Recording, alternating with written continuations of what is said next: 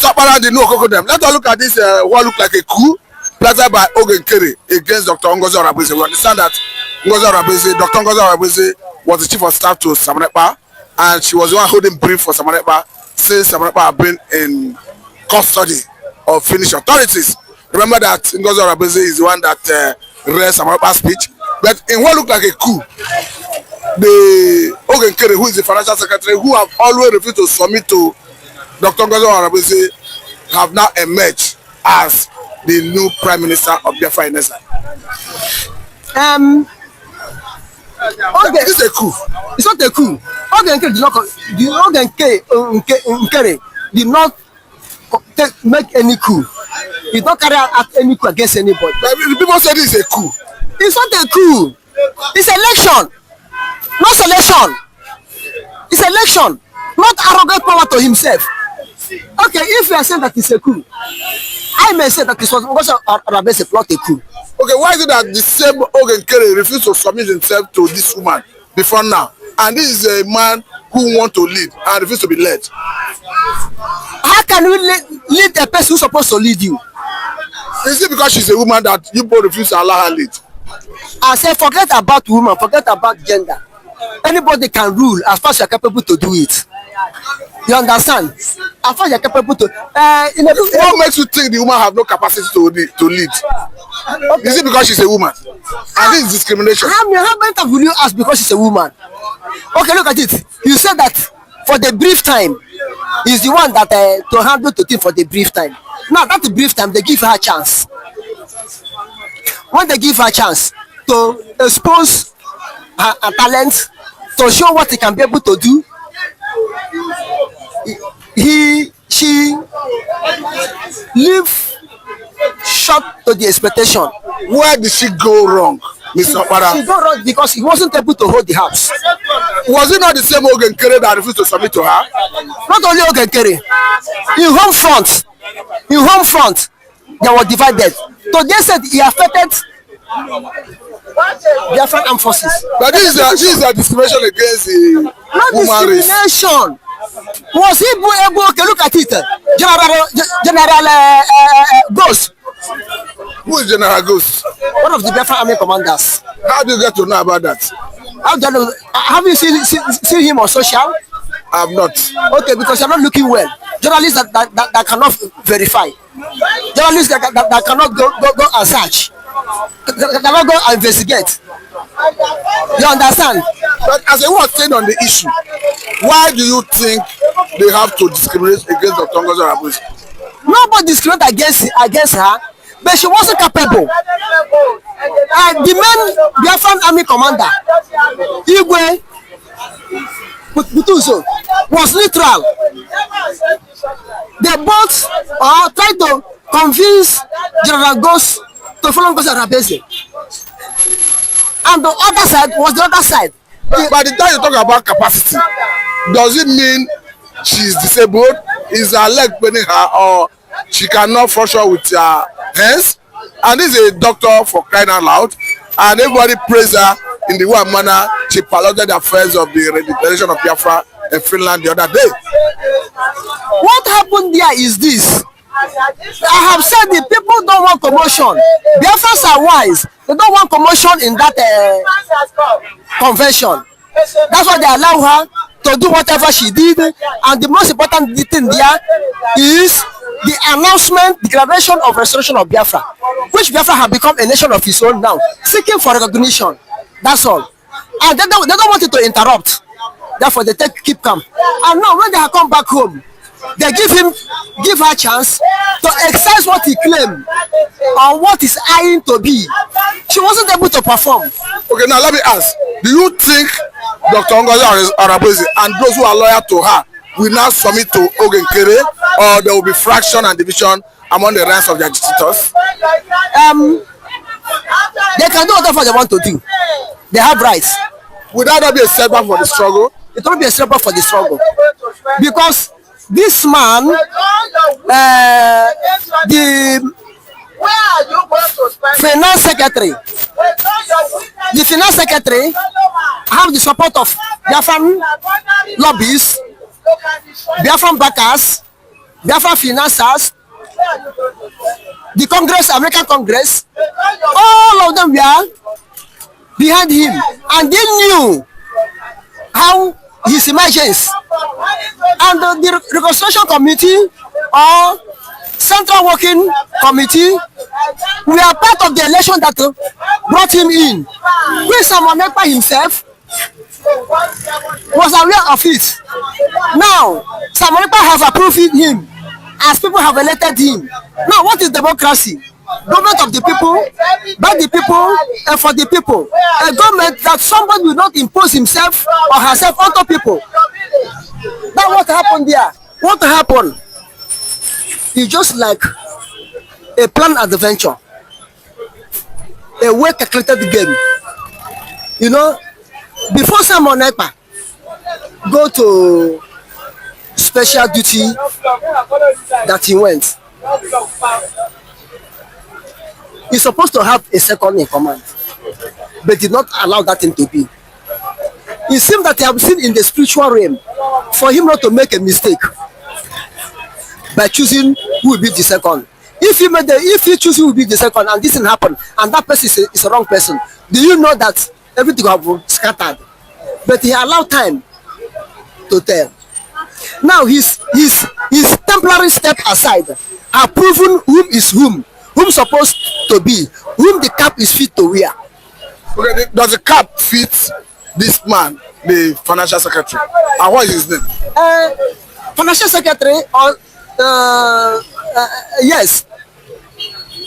Okay, I think Nkere. If the cap is not fit for him to wear, he could not have been at last been the acting prime minister or deputy prime minister.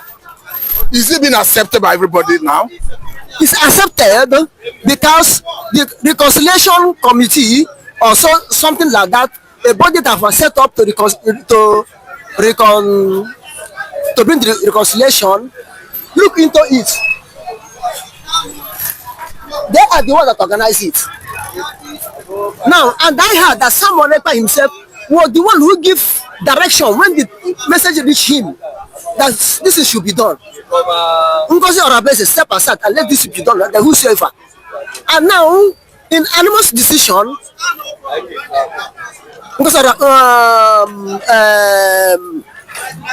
the secretary to finance secretary took over.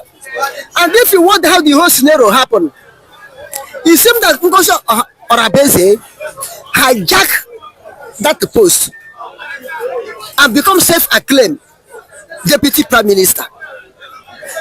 Because if you want the whole scenario that happened on the conventional day, how she came up and announced the dissolved of the committee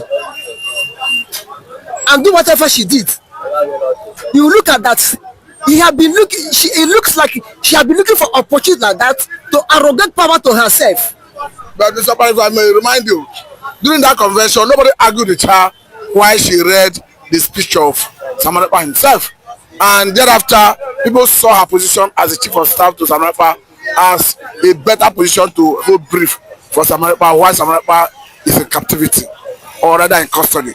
Why do you think the people refuse to submit to her, rather choosing the financial secretary? Now you see what happened to that convention that show you that BiAFRA citizens are wise people. The real BiAFRA citizens are wise people. They know that if they rise up to interrupt her, the convention will end.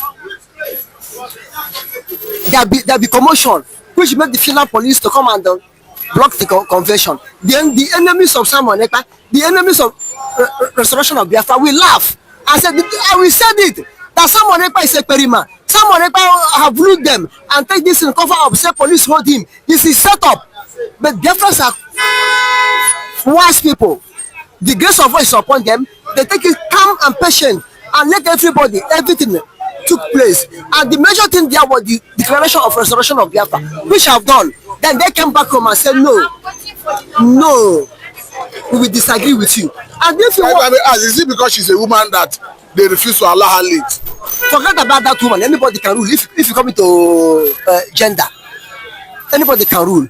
But the role she played whatever that comes out with, and the decision of the Biafrans. Are you indicting her? I am not indicting her. Which role are you talking about? The role she played? The role she played, that how she rise up and dissolve the committee without informing anybody. And this part of the thing that made those people she dissolved to go against her. First of all, before you dissolve, you call people. You know that I was sometimes praising her, calling her Iron Lady of Biafra, because he has his own camp. But it is not a coup against Dr. Ngozi Arabese by the financial secretary, who is now seen as the new prime minister of Biafra. It's not a coup. If it will be a coup, Ngozi Arabese could be accusing that she want to do a coup. It's not a coup. This is a people's decision. People's decision. Even if you watch, for that period of the days they then there as a deputy prime minister, even in Biafran armed forces, there was a division. There was a division, which means if she continue, she may not be able to hold the water. If she continue, the can you take to carry the water will be like a basket that can hold any water. But is it because she's a woman? Of course, this looks like a coup. Not like because she's a woman. Okay, is it a coup that Biafran lobbyists and white men brought against her? American Congress brought against her. All the whole commanders of or representative of Biafran all over the world go against her. The whole people go against her now because they have given him days to test to whether he's fit to be there, and the days they give him for test, they give her for test, nothing is happening. There's a division at home, that the division in front line. They said no, you cannot continue like this. So they don't want Biafra to be like Ukraine, that Zelensky like that destroying, no replacement. So they have to replace it immediately. And if you watch, the people that raise voice at initial stage that she's not capable, what she did is wrong. Now they have been verified. People like Raf, Chiamaka, Nkere, people like Swami Akparawa, they have been verified now. You understand that what they said that time was right. This is why sometimes we don't, if a thing. Okay, if I may ask, did they seek her consent? Because you are saying this is not a coup, but of course it looks like a coup because if you are saying she's the chief of staff, everybody has spoken that as the chief of staff, she's the most qualified to hold brief for Simon Ekpa while he is in custody. Now we are seeing her replacement, and do you think they sought her consent? No, some it's not a coup, as I said, because it was Simon Ekpa now that gave the direction, the directive that so should be done. And when it is done, the law to fall on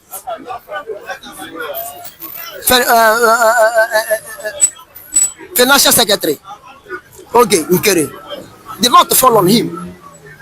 That is not a coup. But the man Nkere, when Dr. Ngozi Arabese have not been accused of any wrongdoing, from the beginning, he refused to submit to Dr. Ngozi Arabese. Do you not think he should be justified to have people submit to him? Now, he did not force anybody to follow him. And if you watch, there are only 3 or 4. Raf, Nkere, Chiamaka Nkere, Akparawa, Sona Akparawa, he himself and the other guy, I think they are only 4. Ugo 24, which is now up that platform, John Ngozi Arabese.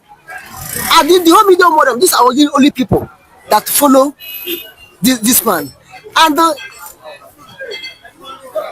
they did not rebel because she's a woman or they want to plot coup. They rebel because that's what they're supposed to do. They did what they're supposed to do. They don't want to follow others to say yes where they are not supposed to say yes. But the question I'm asking is this: Nkere refused to be led And does he expect to lead people and to follow him? People will follow him if he is justified. People will follow him because he was chosen by the people. Do you understand? He did not arrogate the power to himself. He don't forcefully take it or announce himself, impose himself to all people. He said what this Professor Rabes is doing, that he cannot abide with it. And people went into and reconsider why he did not abide under Ngozi leadership. And then discover that he's right. And they willingly, they choose him. Okay, there is this accusation against Dr. Ngozi Arabese that is working for Nigerian government. This is something you have knowledge about. The way things were happening, I may say yes. At last, I may say yes. That is working with the government of Nigeria. Because why can you come? You are struggling to bring your people out of Nigeria, and you are still associated with Nigeria fully. Are you a politician? But why do you think she's associated with Nigeria fully? Now, I watched one of her interview confession this morning on X, where she admitted fully that he was full pass and parcel of People's Club. And the People's Club baptized on Igbo. Then how can you be working with the People's Club baptized on Igbo? And you are struggling to keep BiAFRA, which Ohanes and Igbo kick against it. And you are still with them, dialing and working with them. They do not see you as enemy. They see you as part of their own. And you are still working against them. Don't you know that something is fishing? For that wonderful question, the anchor of this great platform. First and foremost, I want to say, someone has come out to say, or has outlined countless times that he said that the Nigerian government cannot win BiAFRA with a barrel of gold for a second time. Now when he said that, see, Nigerian government cannot win BiAFRA with a barrel of gold, it means that nobody needs to die for them to exit Nigeria. Now, Ojogun fought BiAFRA in a different dimension. Now, nnamdikanu did it via his own dimension. So Ekpa is taking it globally. And now we've seen world body recognize BiAFRA. We've seen the UN and then some other global body have come out to endorse the BiAFRA struggle. So kudos to him, it is a plus. Some persons have come out to say that Ekpa should be discredited, the likes of Ohanes and that of the southeastern governors. But my question is that you said Ekpa should not be taken serious. Then who should be taken serious? The government who is not willing to protect our people? Is it the people who have refused to speak up when the Igbo man has been marginalized in the country? Is it the same governors who have become a tools in the hands of their Fulani master? So for you to even have a character like Ekpa and nnamdikanu to have come out to say enough is enough, that we are tired of this contraption called one Nigerians. It shows that these people have this mindset that, see, they can no longer be the slave. So for him to have even gone as far as to hire lobbyists that will speak on behalf of BiAFRA in the world in the UN summit, to me it's a plus, and that alone, the voice of BiAFRans will be heard globally, and the voice of an Igbo man is also being heard globally. Now let me take it back the line. When Southern Sudan and Nkere Sudan wanted parted ways, nobody killed each other. Nobody go through the route of violence. It was done amicably. So Ekpa is doing it amicably for him to convince world leaders that this thing is possible, and why the government of the day, the present government of Nigeria, are not seeing it that way. Thank you. You can also to the government, to the Nigerian government, be worried about people. Why would they be worried? The same people have said assassins to kill Samuel Ekpa. Now only he has escaped. So see, one thing about it is that the government of the day, they are panicking. There's panic. You know what is now? So a particular tribe or a major tribe to exit your country. You know how an Igbo man is. You know the investment of an Igbo man is in the country. Now imagine in Nigeria without an Igbo man. Let's just imagine that. I mean, dominance. That means the outside man would now dominate virtually every government parastatals in Nigeria. So now the reason why the Igbo man is still believe that's Nigeria is because the Igbo man is still in the contraption called Nigeria. But eventually, if the Igbo man leaves, my brother, the Yoruba man will know the true meaning of Nigeria, and then we don't know who owns Nigeria. Just like what Angobula said, he said they are not scared of the Igbos parting, exiting Nigerians. That was what he said. He said they are not scared. Indirectly, that means the other tribe would not have sense of belonging in the country. And we know it. We know it. I know it too. An African man now has the spirit of dominance. You cannot dominate him. If a Fulani man has the spirit of dominance, for you to dominate him, it will take ages. In terms of population, you cannot dominate them. So one thing is that Ekpa foreseen this whole thing. That was why he championed this BiAFRA struggle. And now, gradually, it is now becoming a reality in this contraction called Nigeria. Now, there are some Igbo men are even tired of the system called Nigeria. Just because they feel their brother is still in president. Man, my brother, I can bet you, come 2027, the Yorubas will be championing the Republic more than the Igbo man. I can bet you that. That I'm very certain of.